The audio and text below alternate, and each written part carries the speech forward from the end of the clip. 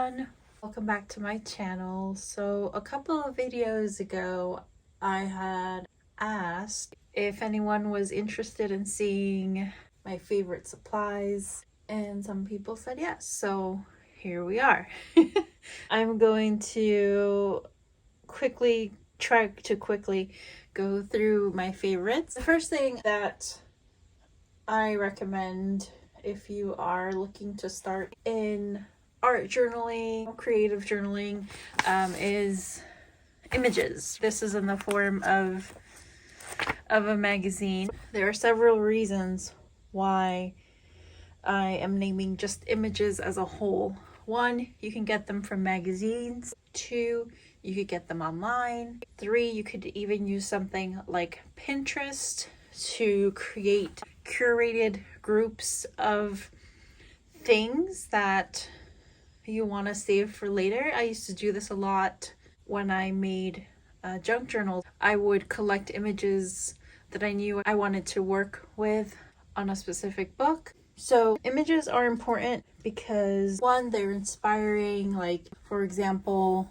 if I look at this, I could be inspired to do a spread just off of the way she looks and what she's wearing and just the overall air about her. Secondly, it teaches you a lot about composition. If you look at magazines and the way that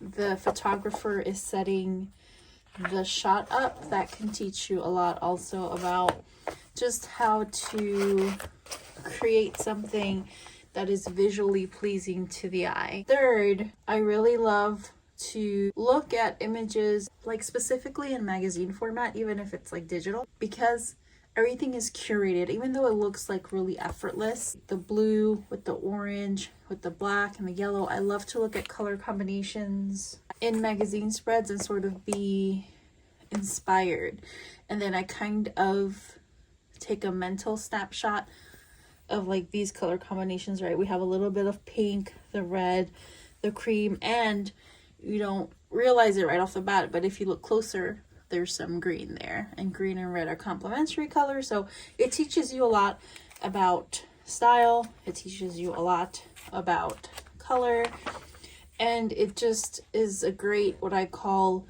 it trains the eye basically. So that is why this is a stunning color combination. So that is why I really just recommend you becoming a collector of images. You know, it doesn't have to be physical. It can be, like I said, digital. In your mind, you know, like start sort of registering those things that like make you sing. Like I see this and I'm like, yes, I love everything about this. But if you're not someone who like memorizes things easy or just need an extra little bit of help, then I recommend something like Pinterest. And you could just create a board for color combos maybe, or create a board for the specific feel that these pictures give you. I could go on forever and ever about images, but that is it for images. Next up, I have paint, but specifically thick acrylic paint. This is from Michael's, I believe, but it's nice and thick. If I use a scraper, kind of like this, I can then sort of carve things into it. That's what I want. With the thinner paint, it can go on thick, but when you try to like write through it, it will not give you as clean of a impression, I guess is the best way to describe it. So that's just me personally.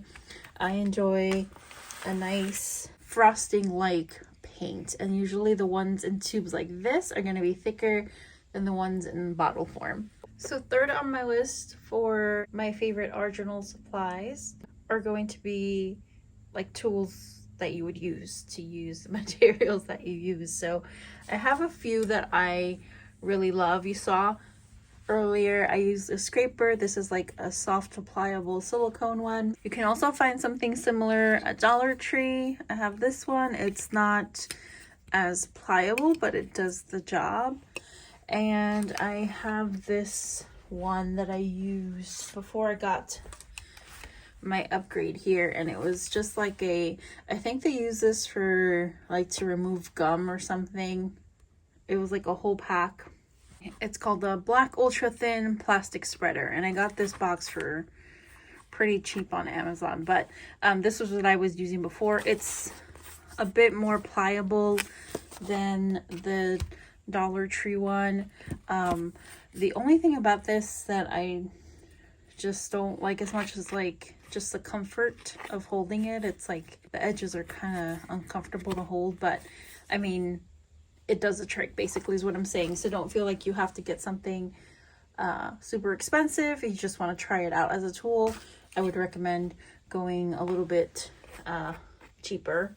The other sort of mark making tool that I love, as you saw, was these brushes. I love the long handled brushes because they have the thinner tapered end. The other thing I love about this brush are the bristles. Now, if you are vegan, this is not going to be for you. It's like a boar bristle, but they're super cheap at Walmart. They're Royal and Langnickel, but I love because the bristles are so rough. It's really good to just make like scratchy texture and just get in there and rub and do all kinds of great things with it. I just love to like go crazy with it. So I highly recommend these brushes, and they're super cheap, and so you don't have to feel like too precious about them, because even if you like abuse the heck out of them, they are still like going strong. And then we have some more painty things. It's no secret I love my glitter gel and my like fabric puff paint. The only downside to the puff paint is it is somewhat tacky post drying. Like even if it's dry, it still stays a little bit tacky. I will show you. Oh, I forgot another mark making tool. Let's rewind a little bit. My other favorite sort of mark making tool slash applier is these plastic spatulas, because like I could scrape this off and it'll be completely clean, but also I feel like I have better control of the glitter gel. So this is still wet, but I will like put some here. You can kind of spread it, but then because of the spatula, you can kind of like gather it back up if you wanted to. Let's do a thicker layer so I can show you. So like if I did a thicker layer, I could like scrape through it and create like shapes, and then you can really like get it off your spatula. And the other plus side is you don't use a brush, so you don't need to like wash that brush and throw glitter down the drain, which is not great. Isn't that stunning? This glitter gel is so beautiful. But that's our glitter gel. If you are not sure and you weren't sure what color to get, or you know, you were just wanting to test it out, I would recommend just the plain gold. It adds a lot. It's versatile, and you can use it in many different ways. This one is a glow-in-the-dark puff paint, but I also have the Dollar Tree. Now these are very hard to find. Luckily I had Megan hooked me up and she sent me a few of these that she found, but I have not been able to find this again at Dollar Tree. So if you find these and you want to use fabric paint, I suggest grab them because they'll be gone. But I'm not going to use my Dollar Tree one because I'm hoarding it.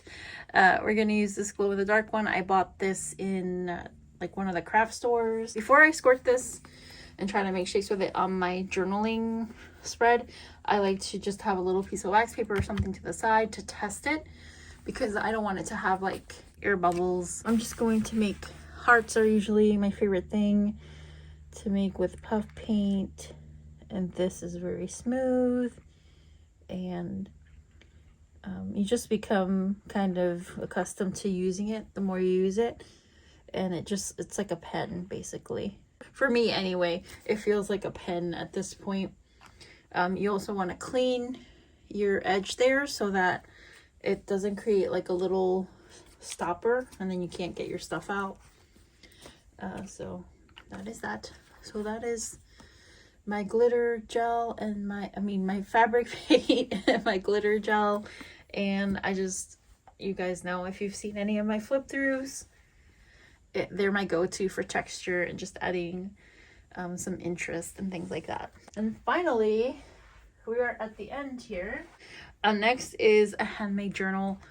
I just love a handmade journal. I know you can buy different like pre-made journals and notebooks and things like that, and I personally, you know, I buy them too, but there's something about a handmade journal that is just special, and I feel like there's a certain kind of energy and magic to them, and it's what inspires me the most to create spreads. So that is it. That is the final supply. It is a handmade journal, whether you make it or buy it from someone, a small shop that handmade it. I just feel like you can't beat a handmade journal. So that is it for our video. 5 favorite art journaling supplies.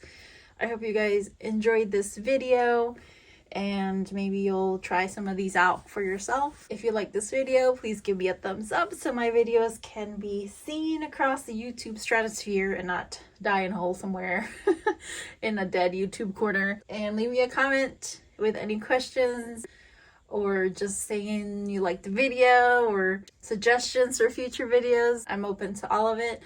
And that is it. I want to thank you guys so much for stopping by. I love you so much, and I will see you on the next one. Bye!